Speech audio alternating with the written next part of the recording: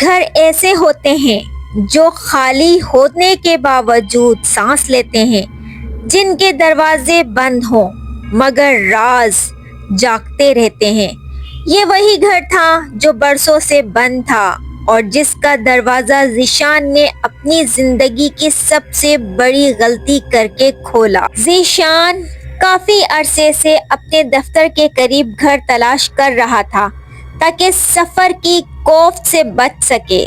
آخر کار اسے شہر کے پرانے حصے میں ایک چھوٹا مگر بہت پرانا گھر سستے داموں میں مل گیا۔ ذیشان، اس کی بیوی سدرا اور 5 سالہ بیٹی مہانور وہاں شفٹ ہو گئے۔ گھر بہت پرانا تھا، دیواروں سے پینٹ اتر رہا تھا۔ ذیشان تھوڑا جلدی میں تھا تو وہ اسی طرح جلدی شفٹ ہو گیا۔ دن بھر کی تھکن کے بعد رات کو جب یہ تینوں ایک ہی بیڈ پر سو رہے تھے تو سدرا کی آنکھ اچانک کسی آہٹ سے کھلی۔ اسے محسوس ہوا جیسے صحن میں کوئی چل رہا ہے۔ سدرا نے ڈرتے ڈرتے دروازہ کھولا تو صحن میں اسے ایک دھندلا سا لمبا سایہ نظر آیا۔ اس نے آنکھیں مل کر دوبارہ دیکھا تو وہاں کوئی نہ تھا۔ وہ جیسے ہی پلٹنے لگی، ایک انتہائی بھاری سرد آواز اس کے کانوں میں گونجی، سدرا، یہاں سے چلی جاؤ، یہ میرا گھر ہے، میں یہاں کسی کو رہنے نہیں دیتی۔ سدرا کے پاؤں تلے زمین نکل گئی۔ اس نے لرزتی آواز میں پوچھا، کون ہو تم؟ لیکن صحن بالکل خالی تھا۔ ذیشان نے اسے پریشان دیکھ کر پوچھا، کیا ہوا سدرا؟ تم کس سے بات کر رہی ہو؟ سدرا نے بات ٹال دی کہ شاید میرا وہم ہے۔ اگلے دن دوپہر کو سدرا کچن میں تھی کہ اچانک مہانور کے رونے کی آواز آئی۔ وہ بڑے زور سے رو رہی تھی۔ سدرا بھاگتی ہوئی کمرے میں پہنچی تو 5 سالہ بچی بیڈ کے کونے میں دبکی رو رہی تھی۔ اس نے لرزتے ہوئے بتایا، ماما، یہاں ایک بہت لمبی آنٹی کھڑی تھی، انہوں نے سفید کپڑے پہنے تھے اور وہ کہہ رہی تھی کہ میرے ساتھ چلو، میں تمہیں لینے آئی ہوں۔ سدرا کا دل بیٹھ گیا۔ جب ذیشان آیا تو سدرا نے ساری بات ذیشان کو بتائی، لیکن ذیشان نے پھر بھی یہی کہا کہ پرانا گھر ہے، ہواؤں کی آوازیں آتی ہیں، بچی ڈر گئی ہوگی یا کوئی خواب دیکھا ہوگا۔ سیٹرڈے کی رات تھی۔ ذیشان ڈرائنگ روم کے پردے لگا رہا تھا جبکہ سدرا کچن میں برتن دھو رہی تھی۔ مہانور کمرے میں سو رہی تھی۔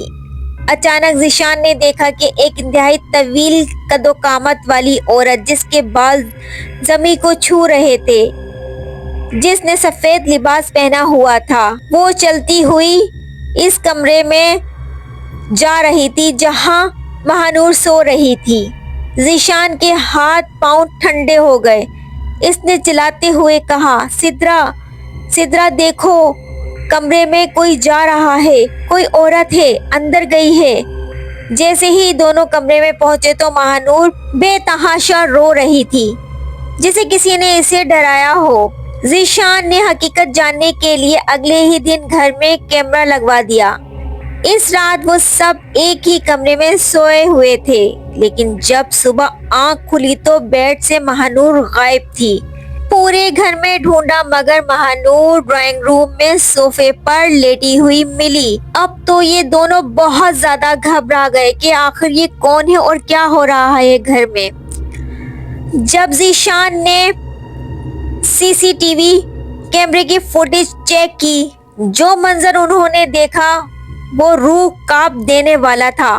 کمرے میں صاف نظر آ رہا تھا کہ ایک دیو قد و قامت عورت جس کا قد کمرے کی چھت سے بھی اونچا لگ رہا تھا اور جس کی آنکھیں بالکل سفید تھیں، وہ سوتی ہوئی بچی کو اپنی گود میں اٹھا کر دوسرے کمرے میں لے جا رہی تھی۔